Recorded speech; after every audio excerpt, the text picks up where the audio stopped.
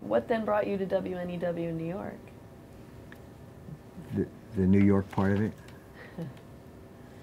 Mary Martin. I still had that drive and that desire to get back here and to walk through this city, which has an electricity in the air and a sense of, my God, we're on this tiny island where so much news is happening and money's exchanges and art is created. It all happens here, and I still have that feeling too, that sense of excitement of being a part of all of this. And it was a reach, and it was risk. And there were a lot of people who suggested, as you just did, that why not stay a big fish in this tinier city? Why go there where it'll be a sideways move and you could get trapped and never get the opportunity to do what you want on such a free basis? But I thought, maybe I can, and it's worth the risk, and it's New York City. And I did it, and I'm so happy I did. What was the opportunity?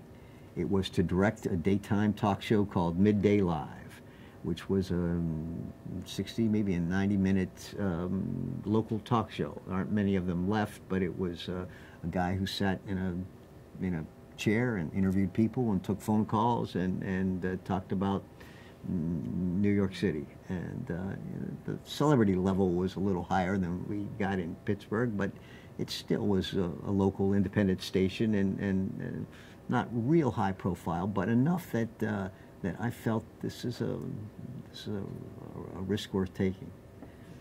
And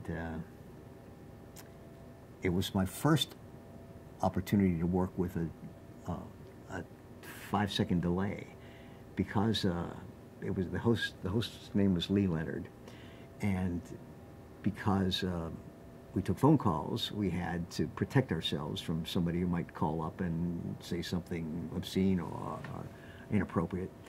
And for some reason, I had the button that controlled the sensor.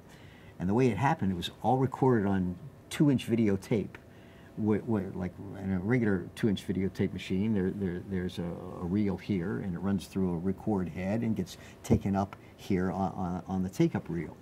But for us to create this delay, we used 2 machines side by side.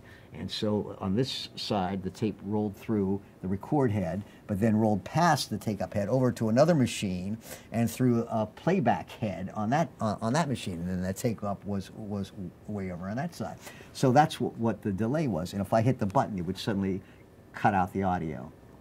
For the first 6 months, it was never even close to an issue. And I was sort of finally learning my way in, and things went smoothly, and I was sort of enjoying this live multiple camera show. It was much like that show I directed at Penn State, and I was pretty good at it. One day, after 6 months in, Lee reached down and hit the button and said, "All right, caller, what do you have to offer?" Well, this caller started to spout profanities as loudly and as quickly as he could. "You just what?" I thought, I've got this. I jumped forward, I hit the button, looked up. Sure enough, I had cut off the audio before it had managed to make it to the other playback head. And I saw Lee reach down and disconnect, so I knew we were safe. I reached out and hit the button again. Audio's back on again. I turned to the back row of producers back here, and I did one of these. As I'm doing one of these, with my back to the monitor wall, I hear Lee Leonard attempting to say, "Listen, folks, don't even attempt that. We're going to cut you off. That's not what this is for." But instead, Lee says, "Listen, fucks." Well, I'm standing here like this, and I hear Lee say, "Listen, fucks." Oh, my God. I turned back, too late. Neither Lee nor I was fired for that event, but it made me a little more conscious of staying focused and concentrating on what happens up here as opposed to what happens back here. So even now, on Saturday Night Live, someone will say, oh, I watched the show from back here. I said, I had no idea there was somebody else in this back row. I stay pretty intensely focused here. Wow. On the other hand, there's no delay for Saturday Night Live. I think once in its entire history has there been a delay in a show, but otherwise we take the risk and we're usually safe.